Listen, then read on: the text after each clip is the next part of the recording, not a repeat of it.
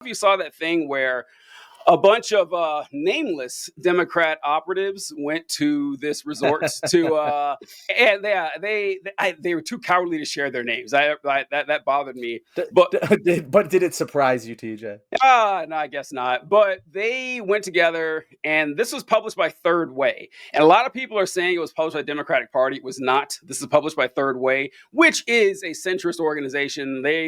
They've always tried to say that, well, there's actually good ideas the Republicans have and good ideas the Democrats have. Let's bring them together. So I don't expect much from them.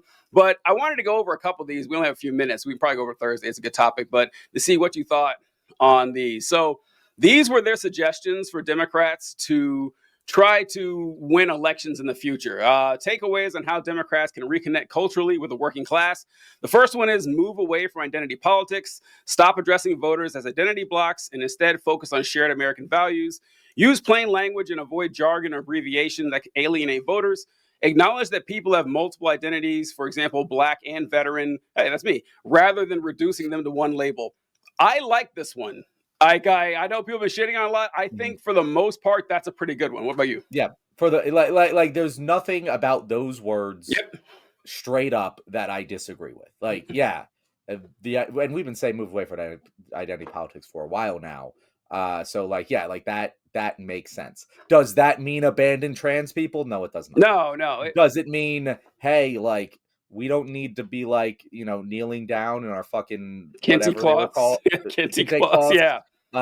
For Black History Month, yeah, we don't need to be fucking doing that. Like, let keep just the politicians don't need to be doing that. Let whatever cultural leaders who want to do that. But like the fucking political leaders, let's just chill on that shit because it's clearly not helping anyone.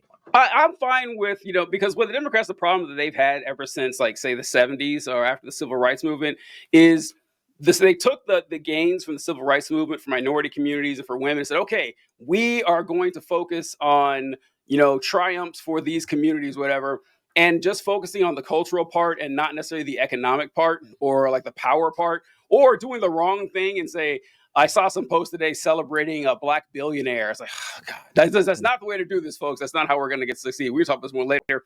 The next one, emphasize shared values and cultural alignment. Frame rights as about freedom and justice, not just identity. It's kind of the same one. So I do have roll through those bullet points because I do have some thoughts on them. Highlight similarities between marginalized groups and mainstream American values. Embrace patriotism, community, and traditional American imagery, such as farms and main streets. Yeah, so this is one of those things where I'm like, I agree with it, but that's kind of what the Kamala campaign did. Like, they did all of those things. Like, and I do think that it was successful. So if they're saying, like, hey, let's keep doing that. Yeah. Cool, I agree with you. But if this is like, hey, this is our autopsy of the Democratic Party, this is what's wrong, this will fix it, no, it fucking won't. All right. And this next one is interesting to me. It says, rebalance the party's cultural messaging, reject fringe positions that alienate the median voter, avoid overly moralistic and condescending messaging, speak plainly and directly, allow candidates to express personal faith and values without fear of backlash. This is among the worst ones to me because it doesn't say anything at all. Tell me what the fuck you mean by fringe position that alienates the median voter. Allow candidates to express personal faith and values without fear of backlash. When has that ever happened? Like, when has a candidate ever expressed their personal faith and received some sort of backlash for it? I'd love to see examples like from people in the Democratic Party. Like, right, you can point to some random Twitter comments or whatever like that. But I don't know. I think that's one of the worst. I don't know what you think, John. I had the same exact thought where it's actually a lot like what J.D. Vance likes to pull this technique where he says something where he's like, I don't agree with all of what these people had to say. And it's like, bitch, name specifically what you agree with and disagree with. Right. Because it sounds to me, and this is why I pissed off a lot of people on the left. It sounds to me, can you put it back on the screen, TJ, so I can read it off? It sounds to me that when you say reject fringe positions that alienate the median voter, you're talking about Gaza. That's what it feels like you're talking to me. You're like, oh, allow candidates to express personal faith and values without fear of backlash. It talks to me about, being a Zionist. Yep, You that's know, what it like that. sounded like. Yep. That's what it sounds, because that's the only thing I've ever seen like Democratic politicians stand by their faith and values and receive backlash for. Like that's the only thing. So like if that's what you're talking about, then no, fuck you. Right. That's wrong. You're wrong. That is not what you should do. You should not stand with fucking fascists in order to defeat other fascists. That's not what you do. The fact that I'm sorry, but the leopards will eat your face eventually. Not good strategy, not good morality. Yeah. And say what you mean, you fucking cowards. Like, quit hiding behind, oh, this kind of thing here, this kind of thing there, and stop conflating Judaism with Zionism. Like, it's insulting, and it's I don't know, it's really upsetting. All right, the next one we have here: reduce far left influence and infrastructure. What the hell are you talking Insane, about? Like, utterly insane. I just like. What influence of infrastructure? Oh my God, John, how many calls do you get from like governors and attorneys general across the state? It happens all the time, right? They can't stop getting this far left influence, right? It's insane. Wait, put it back. Keep this on the screen because like we got to go point by point here. I need all it right, in front of me. Build a moderate democratic infrastructure, including media, talent pipelines, and communications networks. Push back against far-left staffers and groups that exert a disproportionate influence on policy and messaging. It's hard to even read these. Ban far-left candidate questionnaires and refuse to participate in forums that create ideological purity tests. So, like, here's again. Build a moderate democratic infrastructure, including media, like that exists. I'm sorry, astounding, but that is what the party is right now. Like, I don't even know, because some of these, I'm like, I know what they're trying to refer to. I don't even know what they're trying to refer to here, because that's what like fucking MSNBC is. Yep, like that is. If you were to like close your eyes and picture what that is, it's MSNBC. So again, I don't know what you're talking about there. Push back against far left staffers. Push back against the people you're employing. Yep. What the fuck does that? You fire them. Like what? Like you wouldn't be employing them. Like I don't. That doesn't make sense. And groups. They always talk about the groups, and it's like which fucking groups? Yep. What are they saying? What influence do you think is disproportionate, and why do you think it's disproportionate? Why, like again, what groups are you? If you're talking about the NRA, cool, buddy, I'm all for you on that one. They're not a far left group, so what are we talking about? What do you mean by far left? Why is far left bad? They don't even say why it's bad. They and none of these suggestions are like, yeah, we don't want the far left stuff because it's this. Like this all seems coded to be like, yeah, let's fucking jettison the trans people from the party. Like that really is what all of this sounds like to me. And they're like, we want to say fuck trans people without saying it. Yeah, I hate the being purposefully vague and opaque in what you're saying right there. And one thing, John, something that I can't believe I didn't say this earlier, because we spent a whole like 2 months talking about having a left-wing Joe Rogan. We had one, and we still kind of do. Jon Stewart. I would just think about that today, that Jon Stewart was essentially the Democrat Joe Rogan for like 15 years. Mm-hmm. And like there was no bigger... And he was quite good at it. He's great. Yeah, there was no bigger media personality that talked about politics to the common person than Jon Stewart for like the entire Bush administration and Obama. Well, not the entire Bush administration, but mostly like the Obama administration. Go ahead. Yeah, most of the Bush, like he was the one who really took it to Bush. Yeah, and he was the one like the most dominant era of Democratic politics. Yes, was when Jon Stewart was at the helm. Yeah, we had our own Joe Rogan, and it's over. Like, it's done. So, like, it has been, I was thinking, I can't believe I didn't think about that. It has actually been done before. But I just can't, I really hate this, well, the far left is, but tell me what the far left is. Tell me what you're talking about. Like, if they had come out and like listed out policies like, hey, that time that you supported X, Y, or Z policy, I think that hurt. I'd have a hell of a lot more respect for this. I would have a lot more respect because you're putting your money where your mouth is in. Don't do this. Because what's far left to me is not what's far left to John, right? Mm-hmm. And what's far left to John isn't what's far left to, I don't know, John Fetterman or Donald Trump. It means something else to different people. So it's kind of stupid. I never liked that. Before we move on to the next one, Mark says, MSNBC, you guys are nuts on that. I think what he's saying is he's like, they're actually far left extremists. But Mark, I feel like you can very clearly understand that, like, you watch this show. Yeah, come on, yeah. And I'm sure you'd consider us far left, which I will say. I would too. Like, relative to the American median voter, we're far left. MSNBC way to our right. Yeah. So, and I'm pretty sure you can recognize that. So I'm confused to why you don't think MSNBC is like a media communications arm for the moderate wing of the establishment Democratic Party. Like, yeah, that's a weird one.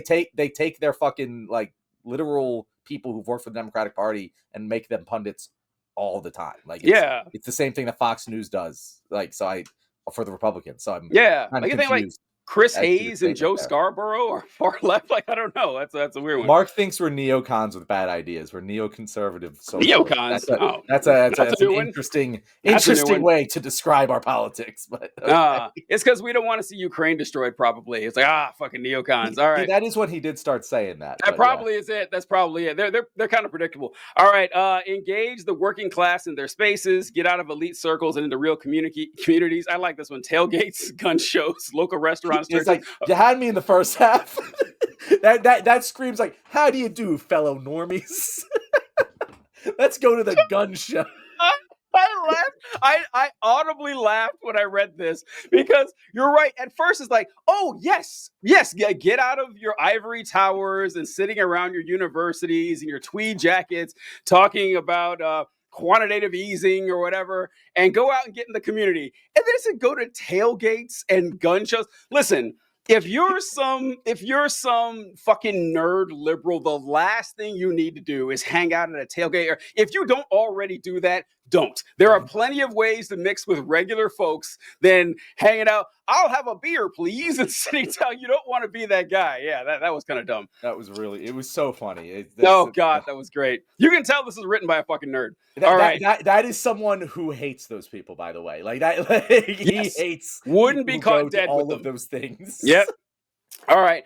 Own the failures of the Democratic governance in large cities and commit to improving local government. Show up in unfriendly media spaces and engage with voters outside traditional Democratic strongholds. Those last ones aren't too bad. Like, admit when 100%. When problems are going wrong. Like, San Francisco has a big homelessness problem. Address it. Like, I agree. I of course, you're not going to like my solution. Throw the homeless people under the bus? No. And of course, that's what it means. I feel like it means just go conservative on the homeless people. And so I agree with that, but you didn't say that. So the things that you said, I agree with. Yeah, address the failures that Democrats run across because, of course, they're going to happen. We critique them all the time. But what it really means is agree with Republicans when they say that, homeless people should be used for compost or something or whatever they are practicing out there. Improve Democrat communication and media strategy. Conduct a comprehensive study on media consumption to better understand how to reach voters. That's great advice. Develop a stronger, more relatable Democratic media presence. Encourage candidates to be bold, engaging, and authentic in their messaging rather than overly polished. Now, they're going to have out of this one. That one just A+ every single one. They're going to have a problem there because the politicians who succeed and the politicians who rise to prominence in the Democratic Party are not generally those type of people. You'll get a few every now and again, but the Democrats hate them. The Democrats can't stand them. The Democrats want nothing to do with them. So, you're going to have to be willing to buckle on your pearl clutching whenever someone mentions, what if rich people paid more taxes? Well, you're going to have to start folding on that if you want to accomplish that goal. I think it's the next one, but we're going to get to why that one was a little bit have your cake and eat it too. Oh, you're right. Oh, I'm sorry. No, it's the next one after that. But yeah, we'll continue going. All right, number 7, embrace moderation, individualism, and masculinity. Reconnect with values like hard work, rugged individualism, and entrepreneurialism. Be more accepting of masculinity and male voters who feel alienated from the party. Shift focus from progressive mission creep to core Democrat issues that resonate broadly. I don't know what that last one means. I have no idea what they're trying to say there. So, in general, reconnect with values like hard work. I don't like rugged individualism. Let's do rugged, communalism. I don't know if I know what you want to call it, but like get back to the bootstrap mentality. We are the party of the working class. We're the people who will work hard for one another. Make that community messaging very prominent, or else you're just going to go Republican light and lose to the Republicans. Mm-hmm. Be more accepting of masculinity and male voters. 100%. Snaps, we're good. Yep. Shift focus on progressive mission creep. What mission? Like again, I don't know what that means. What core Democratic issue? Again, this is the other thing, TJ, that just it just frustrates the hell out of me. Why do you think you're the core Democratic issue? Why do you think you know that? because you just got your asses fucking kicked. So maybe the core democratic values ain't what you think they are. It shocks me that they think that they know what the core values are. Yeah, yeah. I really like, and I'm not even trying to be a prick. I genuinely don't know what they're talking about. Like, I have no clue whatsoever. I have to know what they mean by shift focusing from mission creep to core democratic issues. Like, I don't know, like, what the core democrat. I don't know. All right, so let's get the one that Let's jump. go. They saved the best for last, Oh, TJ. this is a home This run. one This is just great. This is fantastic. All right. Revise Democratic fundraising priorities. Move away from the dominance of small dollar donors whose preferences may not align with the broader electorate. Give candidates and campaigns more flexibility in how they spend funds without excessive donor constraints. What do you think about this one, John? This was the grand prize right here. They saved the best for last. This one, I almost couldn't believe it when I read it. It's like, move away from the dominance of small dollar donors Incredible. that may not align with the broader electorate. That sentence is structurally incoherent. It is. On the level of a Donald Trump statement. Yep. If the small dollar donors who are the broad electorate aren't fucking aligning with themselves, that doesn't make any sense. Like, I don't even know how to adequately express how dumb of a statement that is. Because if it's not the small dollar donors, it's the big dollar donors. Why the fuck are the fucking like big dollar rich multimillionaire billionaire class know what the common voter wants more than the common voters who are giving you, like, that doesn't make sense even when you think hard about it. Even if you assume the best possible intent, it makes no fucking sense. This doesn't happen often in our field, but you'll run across every now and again this unicorn, this argument that cannot be steelmanned. Like, there's no way. I can't do it. Like, I've been days. It's been a couple days since I've seen this. I can't formulate a coherent defense for this. They're like, listen, all the small donors, fuck them. Ignore them. Ignore it. Go. So you have to go with the big dollar donors. Like John said, you have no choice. And listen to them; they're going to have the best interest of the small, of the populace in general in mind. They're really going to have interests that coincide. It's insanity. And it seems to reject everything they talked about before. Like, be out there mingling among the common people, address what the common people want. Don't act all high and mighty and holier than thou. Don't accept their money or take their advice, though. Like, that's the entire thing boils down to that, and it makes no sense. It makes no sense at all. Yeah. It's utterly incredible. And to wrap this up, I wanted to address this because it speaks to the masculinity thing. Mark said snaps need to work on that masculinity. Here's the thing, Mark, and to any men listening to me out there, if you're defining your masculinity based on what other people think is masculine, that's the opposite of fucking masculinity. And it's what a lot of people do. Yeah. And if I want to go snaps, that's how I want to fucking do it. And I just do it. And that is what I feel, that I wanted to express myself. And I feel confident in the way that I express myself. That's fucking masculine. Hate to break it to you, but that's what real strength is. That's what real masculinity is. That is what we need to redefine on the left as masculinity, because right-wing masculinity has never been more fragile. It's never been more so fragile. I know. Again, the toxic masculinity is thrown around, but like what everyone saw with Zelensky and Trump advanced was toxic masculinity. That was, they are doubling down on it. They think they looked good. They look really bad about this shit. And it's never been a better time for me to be like, yeah, snaps, that's masculine. What the fuck are you going to do about it? That's a winning message. I think you got to give Mark a pass here, because I have great intelligence that Mark has tiny little girl thumbs and he actually can't snap. He can't do it. So you know what? You're right, Mark. I might have been being So I think if you have tiny little girl thumbs and you can't snap, yeah, I understand why that might have been so. It's typing out the comments is pretty difficult on his phone. He can't with a little thumb. He's gotta use his finger and shit. All right, so we ran a little bit late today, but what do we got this week for our guest, John, on Thursday? Who we got here? We have the wonderful psychologist of politics, and I'm completely... Keegan. I was like, it's not Kevin. Keegan will be joining us, his second time as a guest, first time returning guest. We'll be talking about the Trump State of the Union tonight and whatever the hell goes down. Very excited to talk about it. We might even be going back into that list. TJ, we should I definitely know we release should. that I said we're definitely gonna as a do it again. clip. It's So if great. you guys liked this video right now, comment on it. If you want us to go through the rest of their suggestions, we will do that. Otherwise, we'll see you guys 6:30 EST on Thursday for a regular show with Keegan. Anything else to say, TJ? No, we got that list. Actually, that's 8 things they said, but there's like 50 on that list, so there's a lot more we can go over. So it'll be pretty fun on Thursday. But nope, catch you guys Thursday. Oh, that was a fun show. You're right. I wasn't really feeling this day. I was kind of on drag.